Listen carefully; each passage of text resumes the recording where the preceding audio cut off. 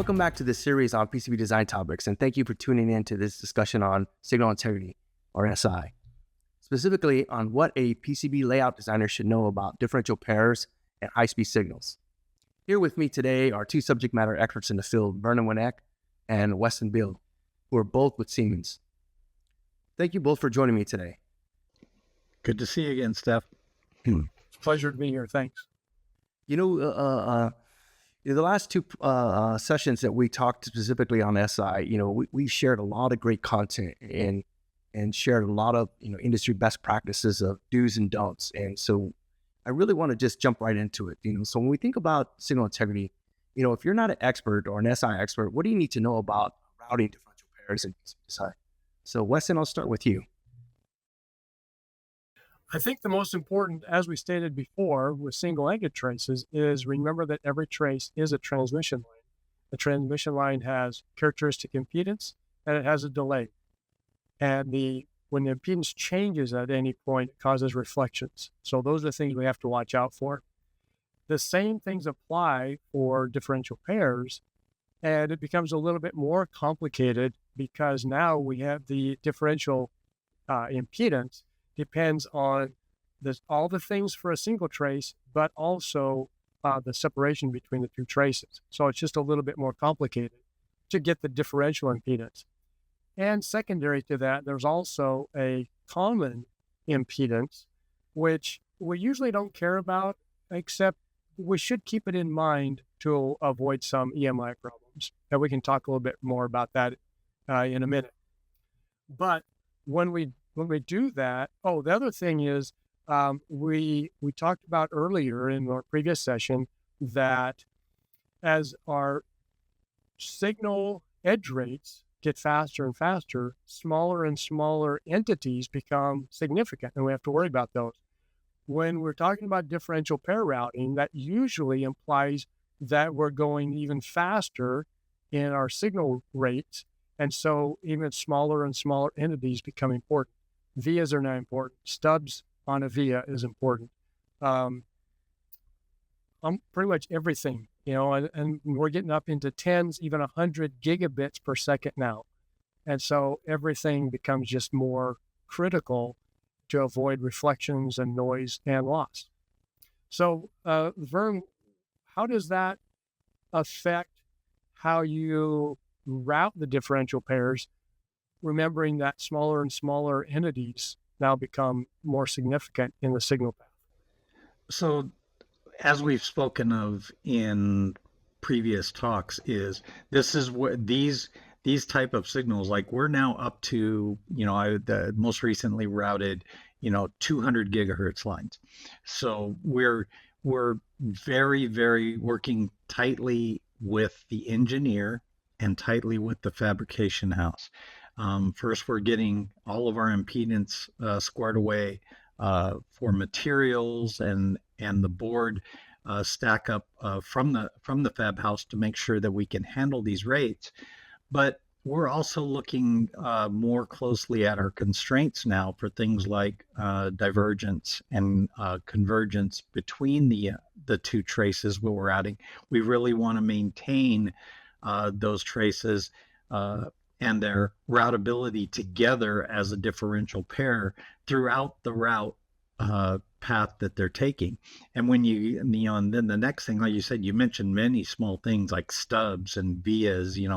We're now in high definition, high density interconnect vias where we don't want to have stubs. We don't want to have, these hanging pieces of copper that can reflect back and cause these issues. And then when we get into this 200 gigahertz range, like I've been working with customers now, we even start to work into things like we can't even have typical 45-degree angles in traces. We're now working with curved routing of traces, and we're working with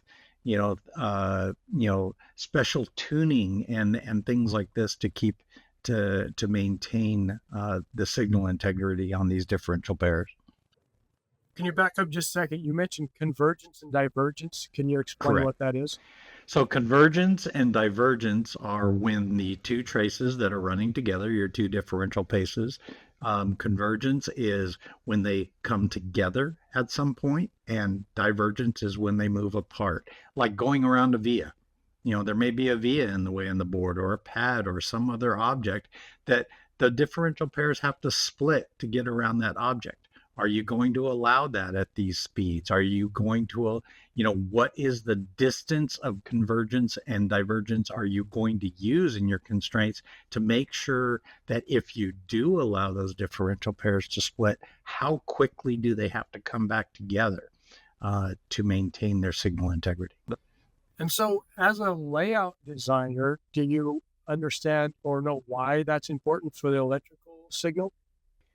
Well, I imagine from my standpoint and what I know about the routing, I'm trying to maintain coupling between the differential pairs, and every time they separate like that, I'm losing the coupling between the two signals. So Okay, so I think this is good because now we're looking at it from the physical perspective and the electrical perspective together.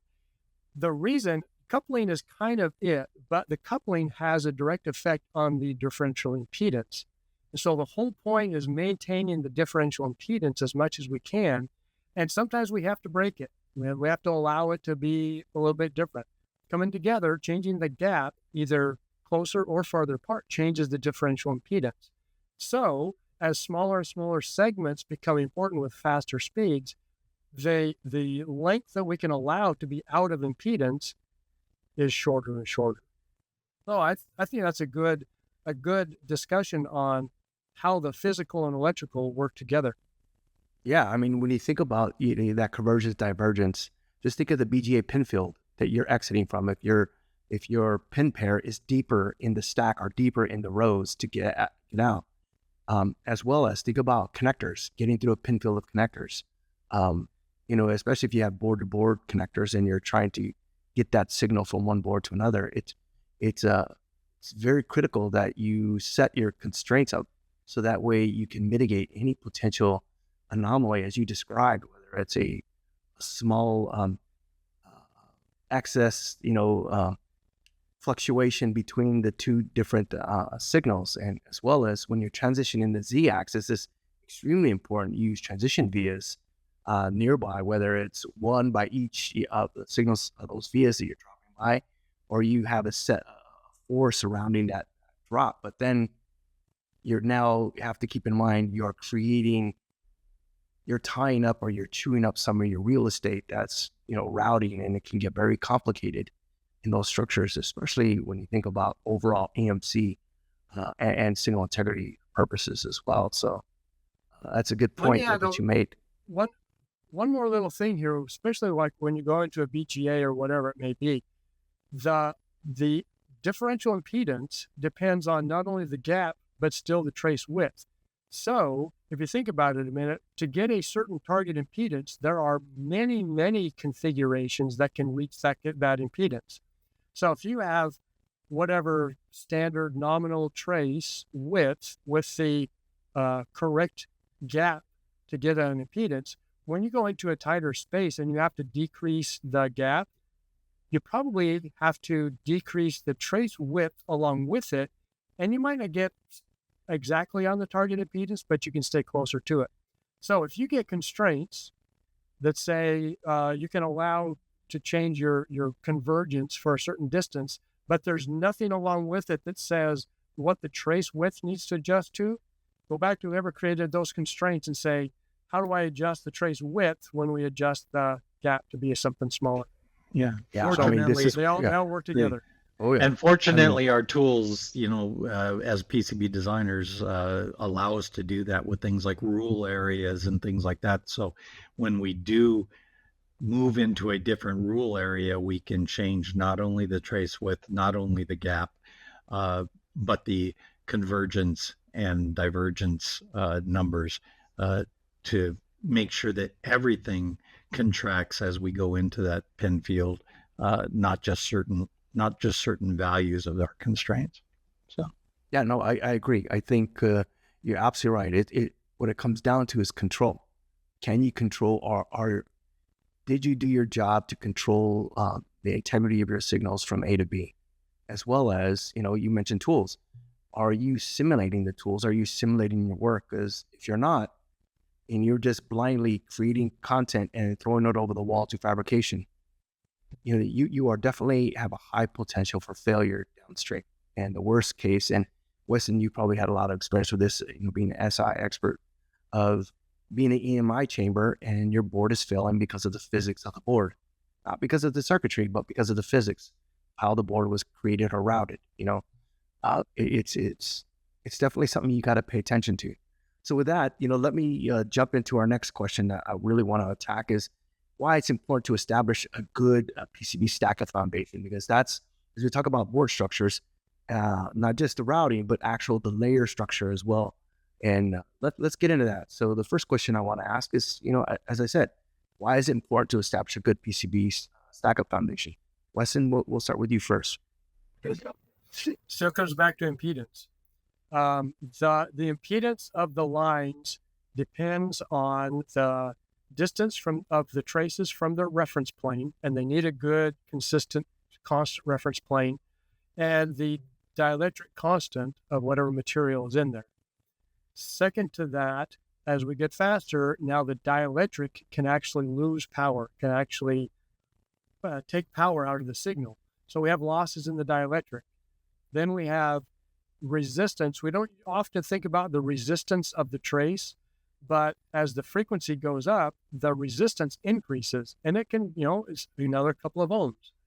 And that adds on to the characteristic impedances caused by the electromagnetic field.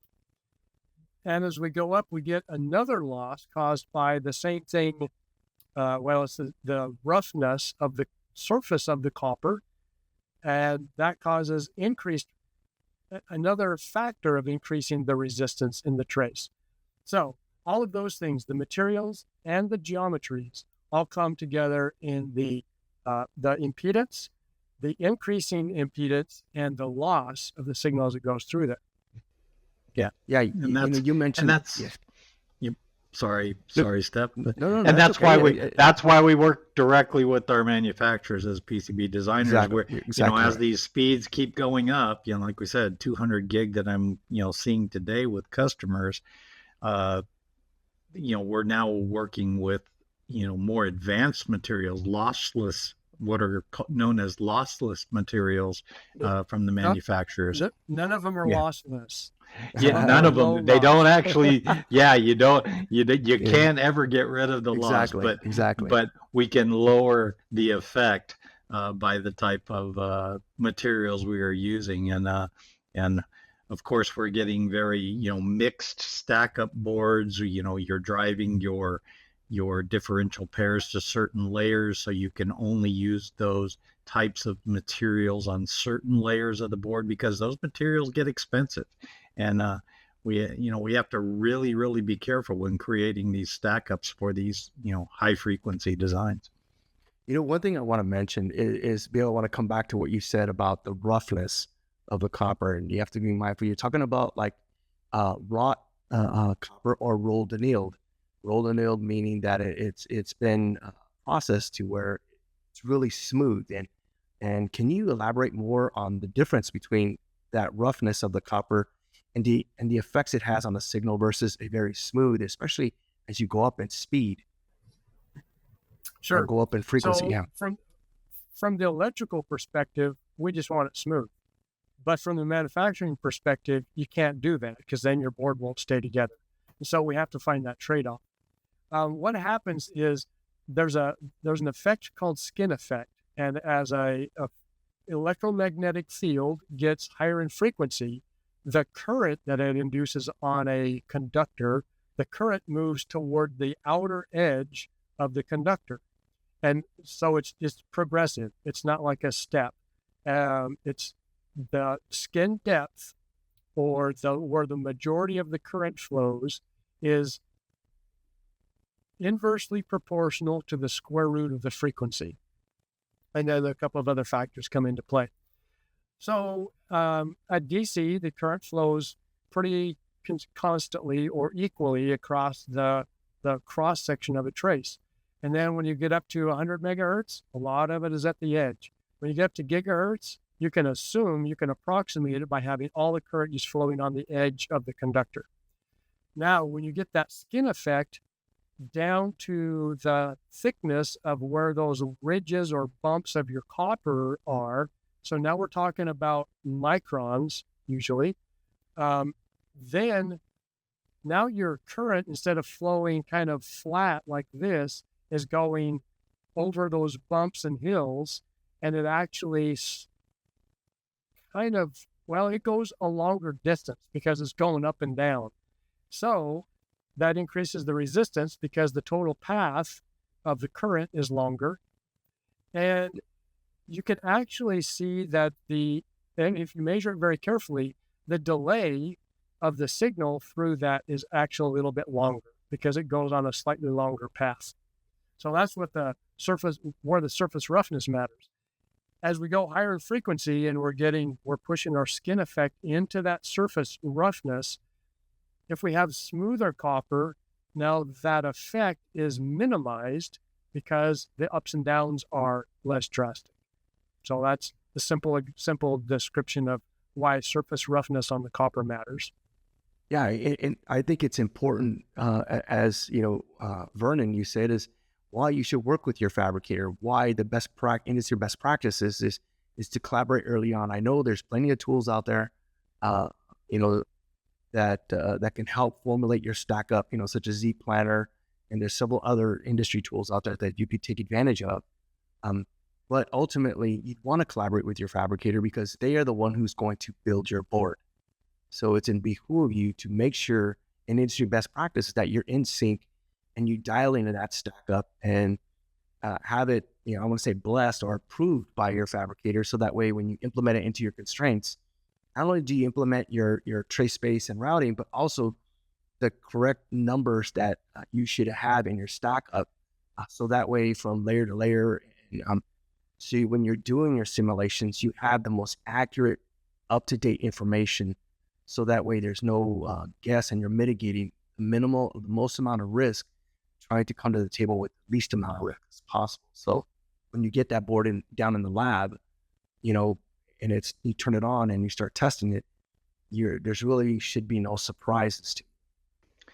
Yeah, you don't want to find out midway through routing your board or at the end of routing your board that a material you've chosen to also that your board house doesn't have that material, or it's not available for 8 to 10 weeks or something, and destroy your schedule. So you have to understand these Weston, things can you up front. elaborate? Yeah, no, you're right, Brian. And Weston, can you elaborate a little bit more on the significance on material choices and how that material affects the signal performance, especially when you think about standard, FR4, and then you go into the more expensive and more exotic materials.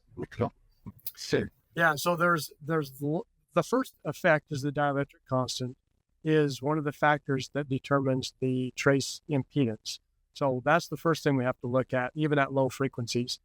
Then as the frequency increases, there's another loss that occurs in the dielectric, and this loss also is frequency dependent.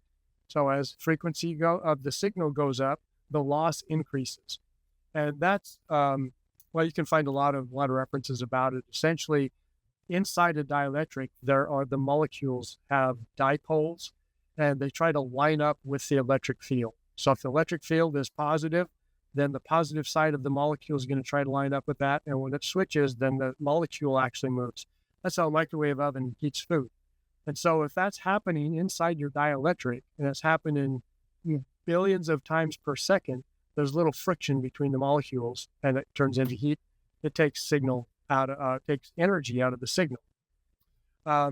So now those different materials have different amounts of polar molecules, and even the polarity of the molecules changes. So some of those materials just have lower loss because of the molecules they're built with. Now, of course, you get what you pay for, right? And so if you want something cool and new, you got to pay more money for it. So there's always that trade-off. Yeah, whether it's a material that cost. Same with, you mentioned the rough and smooth material of copper. There's a cost difference too. You need to be aware of that. There's so many details that the designer has to be aware of. This is why it's important that you have that relationship and that communication with your supplier. So collectively as a team between the electrical, mechanical, as well as the fabricators, help make the best decision for your widget that you're bringing. And management, Critical. because they care about cost. Yeah. Oh yeah. Management, let's be real. Management is all about how can we get it faster to market with the least amount of expense. And sometimes, unfortunately, shortcuts are made, and that's where you now start introducing more and more risks to the project. So it's always But a at the same trade-off. time, we also talk about we need to simulate and calculate so that we don't over-engineer. The best thing would be get the smoothest metal and the lowest loss dielectric and just throw it in there and make it work. Well, yeah, it'll work. It'll work with lots of margin probably, but did you really need to spend that extra 20% on your board cost? Maybe not. You're absolutely right. And I'm glad you brought that up, Weston, because I think that comes with experience of knowing when to pull the trigger and when is enough, or what is good enough. And to help make that decision as to what is good enough comes with doing your analysis to make sure, okay, hey, we can live with this. But ultimately, that EE and that SI are the ones who have to make that decision of, hey, this signal quality is good enough and we can live with it. It's within my pocket or within my margin that I can live with. So I often work in customer support. We often get customers who will ask us, well, should I do that material or make this change? And I'm just like, no, I cannot make that decision for you because it's based on your reliability requirements, your performance requirements, and your cost requirements, and how those balance out for your particular product. So you need to figure that out based on your engineering judgment. I can tell you at signal integrity what's better or worse, but you got to take that into consideration with all the other factors for your product. Yeah, and I think when you think about the schedule, a project schedule, as you mentioned, Weston, you need to know when to say this is good enough, because if not, you will keep massaging and massaging, and it is useless on your computer rather than getting it fabricated and getting it down in the lab where the EEs can do really what they do best in testing hardware, because that's where the rubber meets the road. Reminds me of another saying. I like to quote Eric Bogatin because he has a lot of good He's knowledge. amazing. Yep. He says, a good answer now is better than a great answer too late. Yes. So figure out what's the best we can do right now so that we can get an answer to make a decision now. Yeah, no, I agree. And then again, like we've talked about before, this is where a PCB layout guy's experience can come into effect here.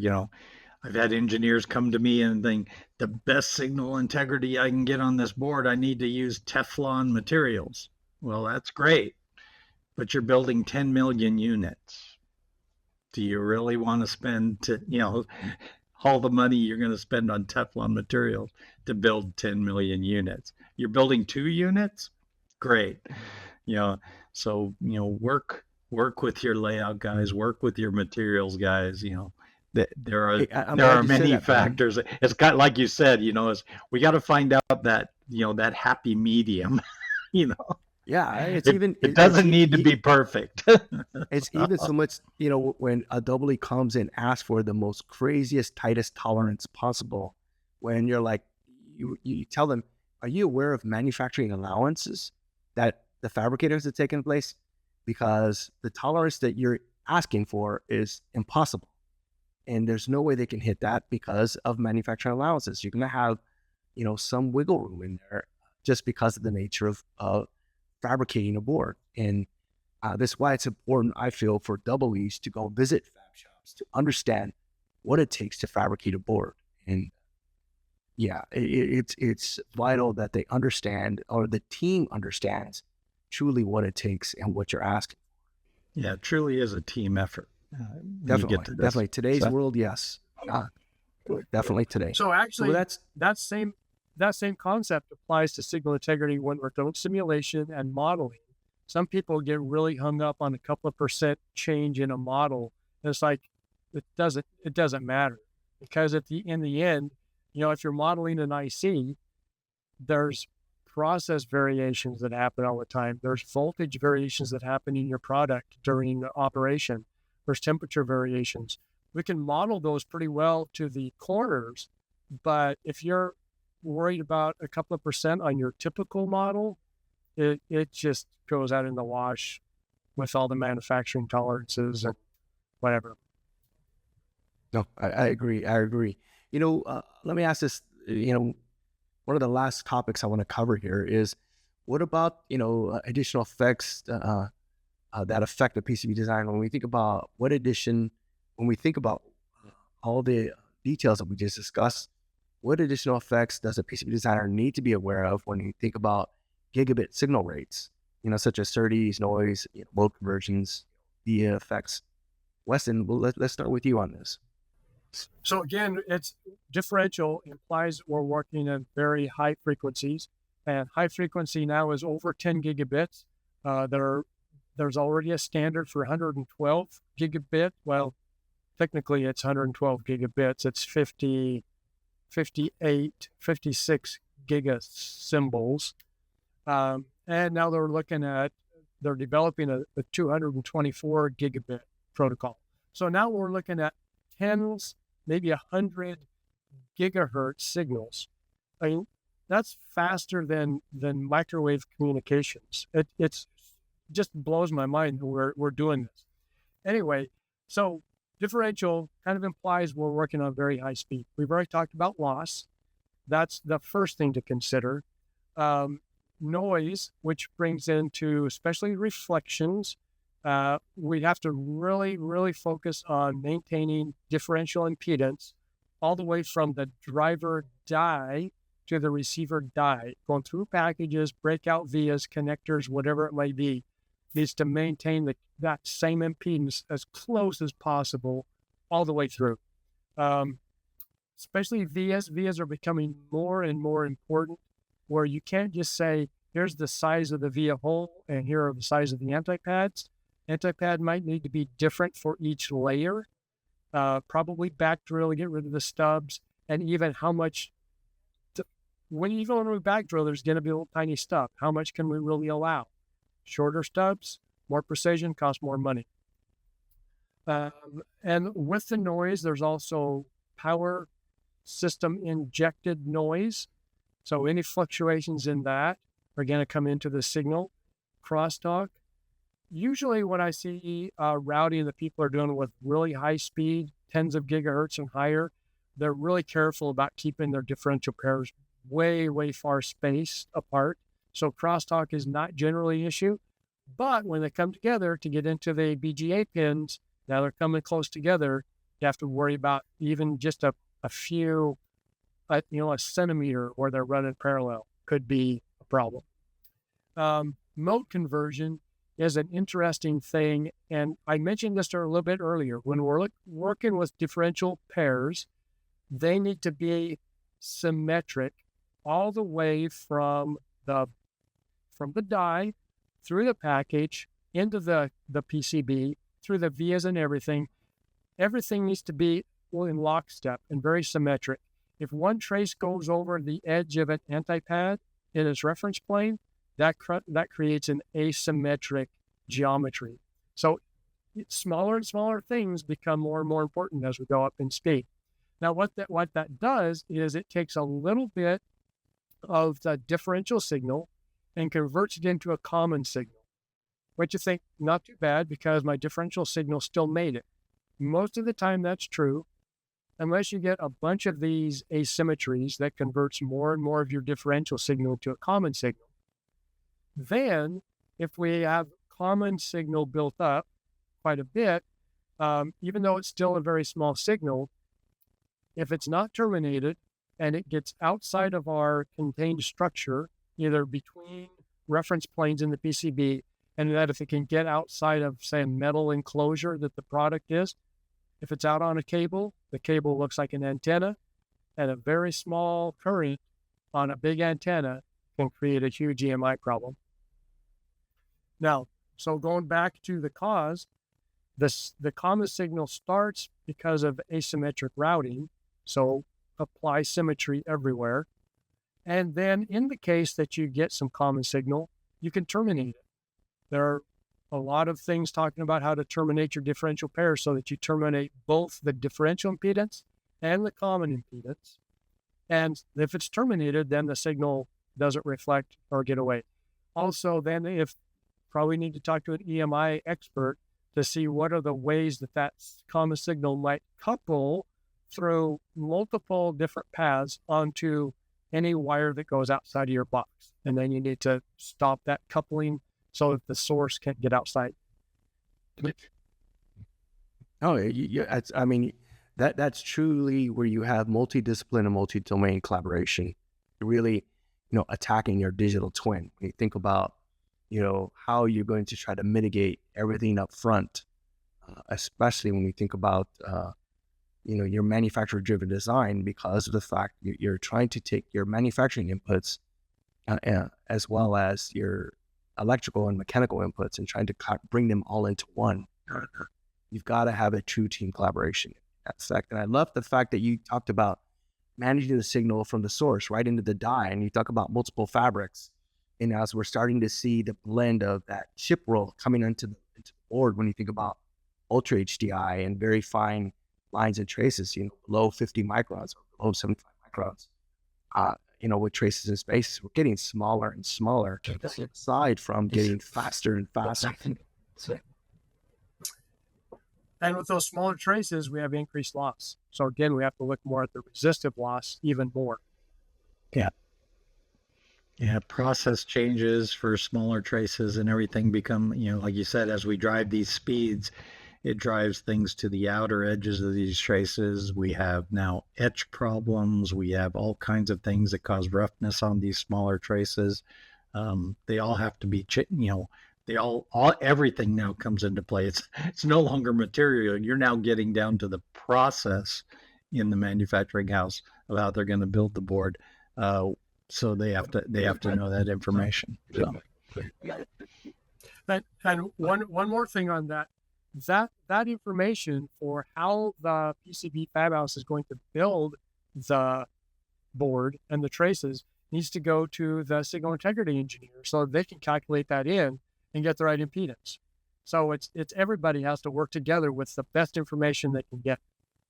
You're absolutely right. If you take a bird's eye view of a process map, throughout the process, aside from doing DFM checks along the way in your mechanical and electrical handoffs, the bidirectional communication, your EMC and signal integrity is right there too. You should be doing with all your critical signal routing. The moment you lay those down, they should be immediately analyzed to make sure that you can lock those down, never mess with them again. Throughout your process, and once you're finished, do that check one more time to make sure everything's good, because we all know during routing, stuff moves. Even if you lock, you may move some stuff. So you definitely have to do your due diligence throughout the process. I would say one step before that, almost all of those signals should be simulated and modeled before layout even starts. You're absolutely right. Yeah, that should be done at the schematic level before you even get into layout. So that way, to help define the rules that you need to place. You're absolutely right. I'm glad you mentioned that, Weston. You're absolutely right. Yeah. I'm working with a customer that creates models of their via breakouts out of the BGA down to the NATS eyeballs and says it has to be implemented exactly like this because they're tens of gigahertz.